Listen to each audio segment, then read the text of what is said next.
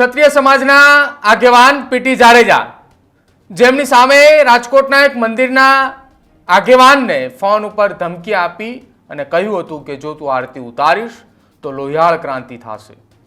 જો કે આખી આ ઘટના સંદર્ભે સોશિયલ મીડિયાના માધ્યમથી એક 10 મિનિટની ઓડિયો ક્લિપ પણ વાયરલ થઈ હતી અને આખી આ ઘટના બાદ રાજકોટના તાલુકા પોલીસ મથકે એક ફરિયાદ પણ દાખલ થઈ હતી અને હવે એ જ ફરિયાદ સંદર્ભે પીટી જાડેજાની પાસા હેઠળ અટકાયત કરવામાં આવી છે અને રાજકોટના ક્ષત્રિય સમાજના આગેવાન પીટી જાડેજાને અમદાવાદની સાબરમતી જેલ ખાતે મોકલવામાં આવ્યા છે।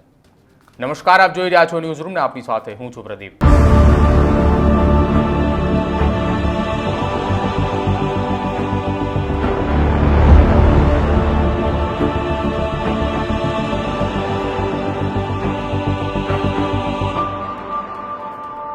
ક્ષત્રિય સમાજના આગેવાન પીટી જાડેજાની અટકાયત કરવામાં આવી હતી।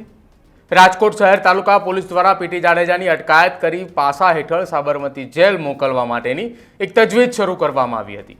2 દિવસ પૂર્વે રાજકોટમાં અમરનાથ મંદિરમાં આરતી કરવા જેવી બાબતે બોલાચાલી થતા ધમકી આપવામાં આવી હોવાની આક્ષેપો સાથેની એક ઓડિયો ક્લિપ સોશિયલ મીડિયામાં વાયરલ થઈ હતી અને જે બાદ પીટી જાડેજાને પાસા હેઠળ અમદાવાદ સાબરમતી જેલ ખાતે મોકલવાની કાર્યવાહી શરૂ કરવામાં આવી હતી।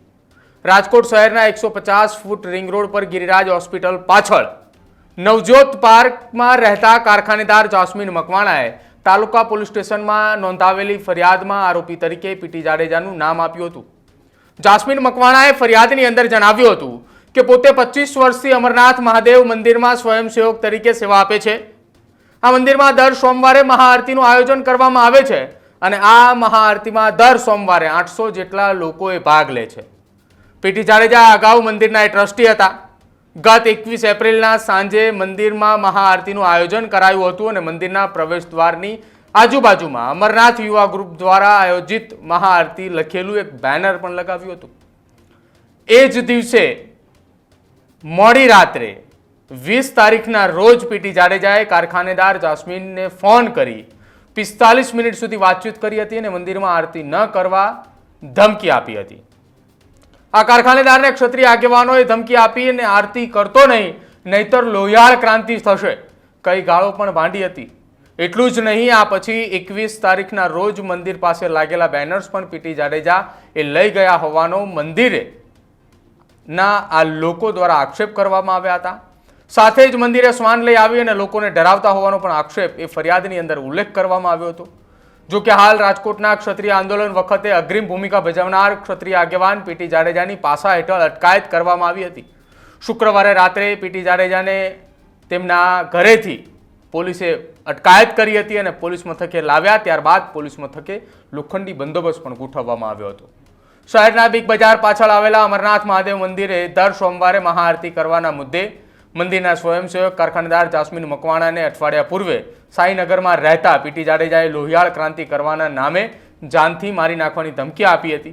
પીટી જાડેજાની સામે જે તાલુકા પોલીસ મથકે ધમકી આપવાનો જે ગુનો નોંધાયો હતો તેના કારણે એ જ દરમિયાન ચકચાર મચી હતી રાજકોટની અંદર કે ક્ષત્રિય આગેવાન પીટી જાડેજાની સામે આ પ્રકારનો એક ગુનો દાખલ થયો છે। જો કે અગાઉ પણ પીટી જાડેજા સામે વ્યાજખોરી અંગેનો માલવ્યાનગર પોલીસ સ્ટેશનમાં એક ગુનો નોંધાયો હતો અને હાલ પીટી જાડેજાની પાસા હેઠળ અટકાયત કરવા પોલીસે સાઈનગર પોલીસ સ્ટેશન ખાતે મોટી સંખ્યામાં બંદોબસ્ત પણ ગોઠવી દેવામાં આવ્યો હતો। ધમકીના મામલે ગુરુવારે નોટિસ બાદ પીટી જાડેજાને તાલુકા પોલીસે જવા દીધા હતા। જો કે શુક્રવારે અચાનક જ મોડી રાત્રે તેમના ઘરે પોલીસ પહોંચી હતી અને તેમને પાસા હેઠળ અટકાયત કરી રહ્યા હોવાનું અધિકારીઓએ જાણ કરતા જ પીટી જાડેજાનું બ્લડ પ્રેશર એ અચાનક 300 ને પાર પહોંચી ગયું હતું। તેમની તબિયત લથડતા તેમને ગિરિરાજ હોસ્પિટલમાં લઈ જવાયા હતા અને થોડી સારવાર બાદ પીટી જાડેજાને તાલુકા પોલીસ સ્ટેશને લઈ જઈ અટકાયતની કાર્યવાહી પૂરી કરી અને અમદાવાદની સાબરમતી જેલ ખાતે મોકલવા માટેની કવાયત શરૂ કરવામાં આવી હતી।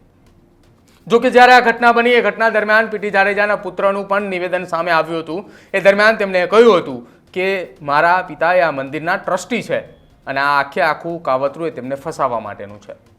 હવે જોવાનું રહેશે આખી આ ઘટનાની અંદર કે હાલ તો એ પીટી જાડેજાને અમદાવાદની સાબરમતી જેલ ખાતે પાસા હેઠળ મોકલવામાં આવ્યા છે, પરંતુ આ કેસની શરૂઆત જ્યારે થશે ત્યારથી લઈને કેસ પૂરો થાય એ ત્યાં સુધી શું કઈ હકીકત સામે આવે છે આખી આ ઘટનાની અંદર અને સાથે જ આ ઘટના બાદ હવે રાજકોટની અંદર તેમના પુત્ર દ્વારા કહ્યું હતું કે ક્ષત્રિય સમાજને સાથે રાખીને આખી આ ઘટનામાં એક બેઠક કરવામાં આવશે. એ બેઠકની અંદર કયા પ્રકારના નિર્ણયો લેવામાં આવે છે અને સરકારને શું રજૂઆત કરવામાં આવે છે તે આગામી સમયમાં ખ્યાલ આવશે. તમારું શું માનવું છે આખી આ ઘટનાને લઈને તે ખાસ અમારા કમેન્ટ સેક્શનમાં જરૂર જણાવજો. જોતા રહેજો ન્યૂઝરૂમ. નમસ્કાર.